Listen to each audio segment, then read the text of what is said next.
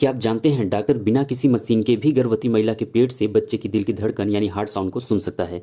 जी हाँ, पिनार्ड फिटोस्कोप एक ऐसा ही साधारण स्टेथोस्कोप जैसा यंत्र होता है जिसकी सहायता से डॉक्टर प्रेग्नेंट लेडी के पेट से बच्चे की दिल की धड़कन यानी हार्ट साउंड को सुन सकता है। यह लकड़ी या मेटल का बना हो सकता है। इसका एक सिरा चौड़ा और दूसरा सिरा पतला होता है। यह फनल शेप का होता है। डॉक्टर इसके चौड़े सिरे को माँ के पेट पर रखते हैं जबकि पतले सिरे से बच्चे की दिल की धड़कन यानी हार्ट साउंड को सुनते हैं। यह पूरी तरह से सुरक्षित होता है और बच्चे को कोई नुकसान नहीं पहुंचाता है। इसका प्रयोग आमतौर पर प्रेगनेंसी के 20 हफ्ता के बात किया जाता है जब बच्चे की दिल की धड़कन साफ सुनाई देने लगती है। Thanks for watching.